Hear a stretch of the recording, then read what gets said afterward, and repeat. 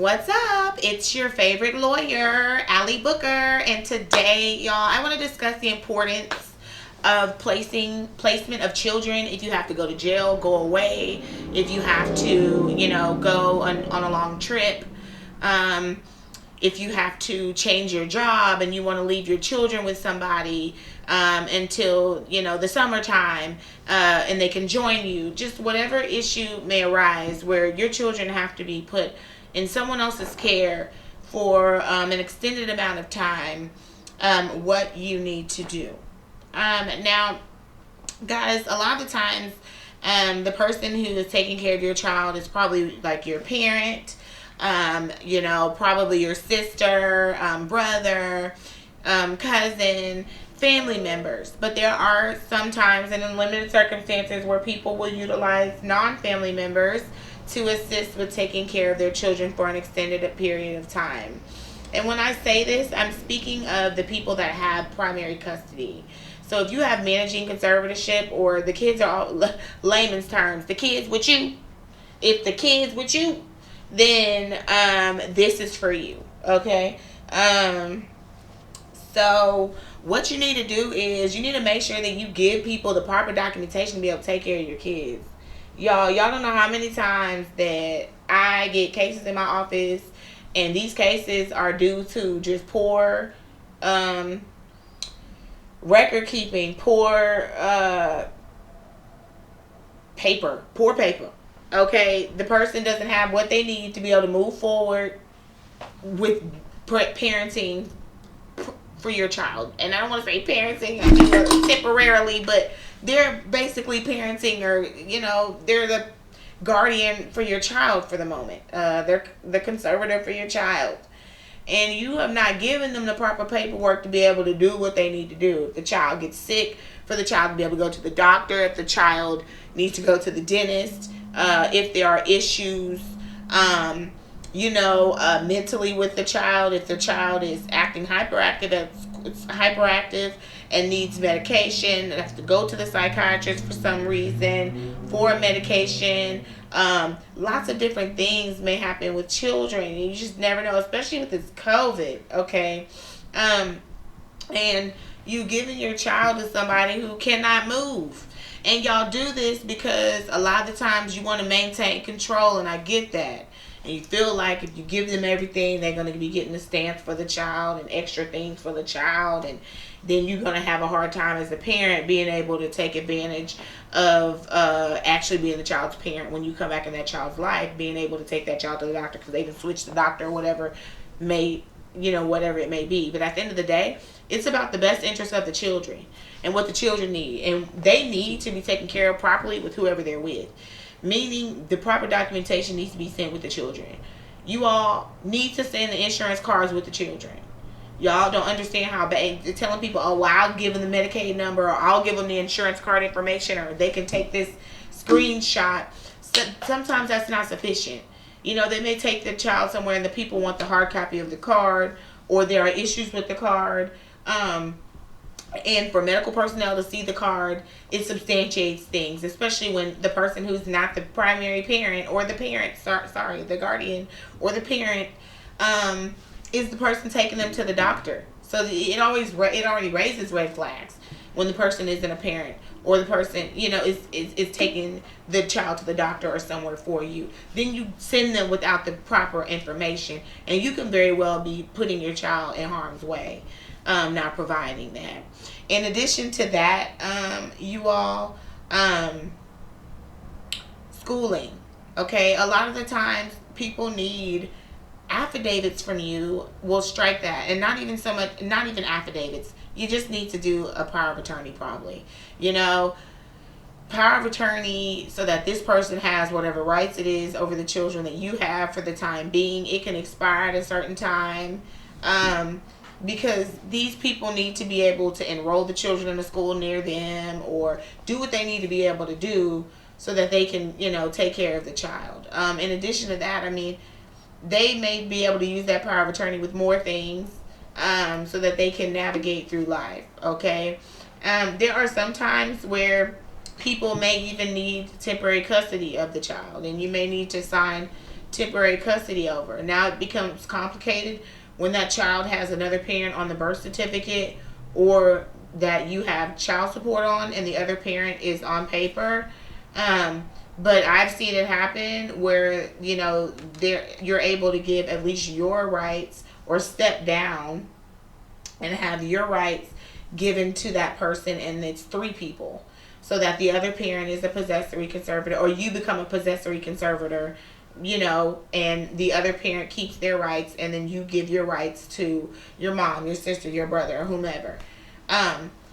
But swapping kids without proper paperwork, y'all, it creates a huge hardship. And then another thing that it does is it makes the person who has your child want to just go to court.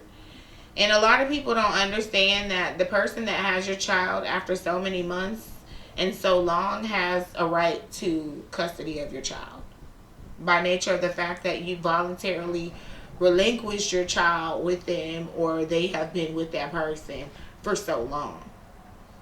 And a lot of the times you will rub someone in the wrong way when you don't give them the proper paperwork that they need to take care of your child or children. And it will cause them to have to go ahead and go to court to get that stuff done, because you're standing in the way of them taking care of the child. And you may be incarcerated or something like that. And they may not have even cared to even file paperwork against you.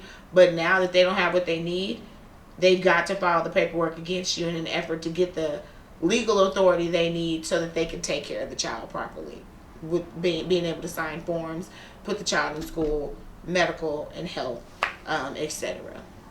So in our community, in the black community, we just give kids without nothing, and it complicates.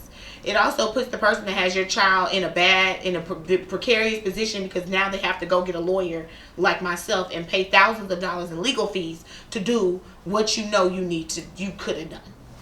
Okay, sometimes you can't help it. The other parent is going to come out of the woodworks when they find out you're going to jail, and they're going to try to take the child from your mom.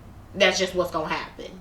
So your mom's going to have to lace up her bootstraps and fight in court and be ready to go toe to toe. But there are times where court can be avoided, and when you're in jail or whatever, I know we always have the hope that we're getting ready to get out or whatever, and we may not know, like sometimes people go to the feds, or they go somewhere, they know they're doing a 2-year bid, so they get everything together.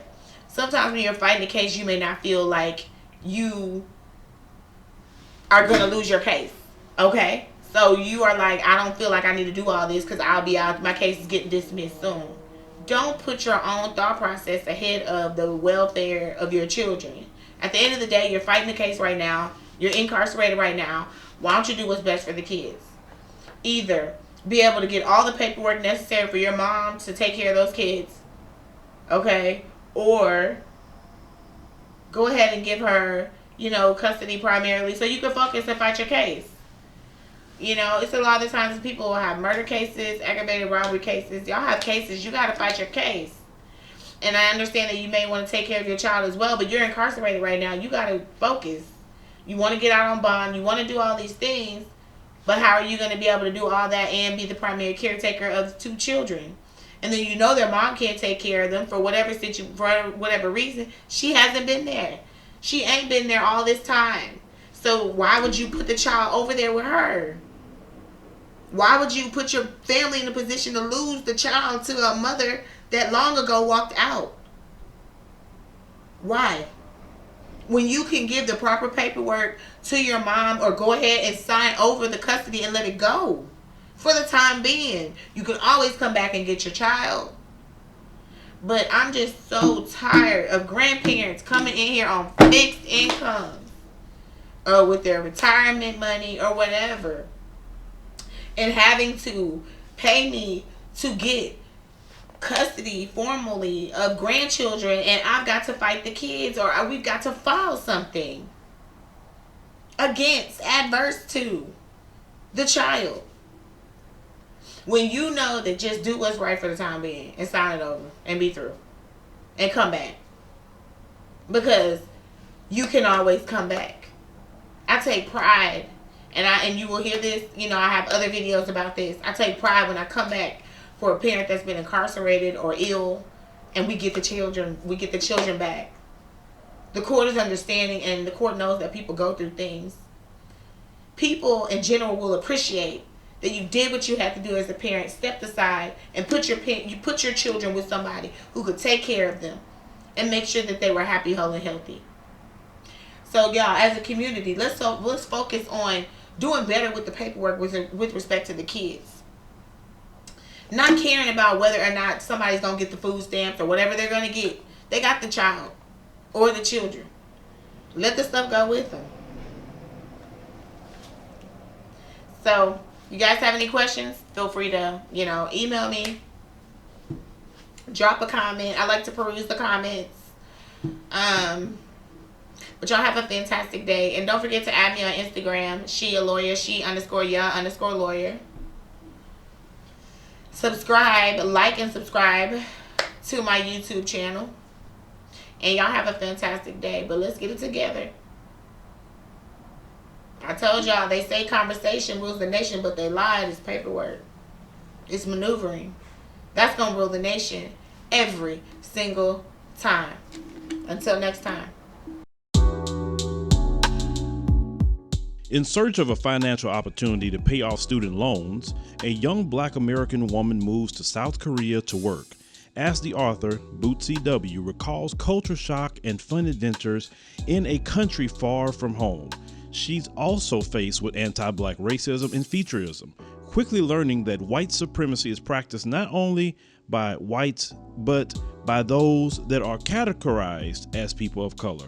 Based on her 10 years of living abroad, the book, Ago Igo, compares and contrasts Korea versus the United States on subjects such as code, communal living, racism, effective protests, global alliances, warrior class, music, political correctness, health, aging, money, and the coronavirus. This blunt memoir is uncomfortable, humorous, and educational. Help fight propaganda and mainstream agendas by picking up a copy of Ago Igo on Amazon.com.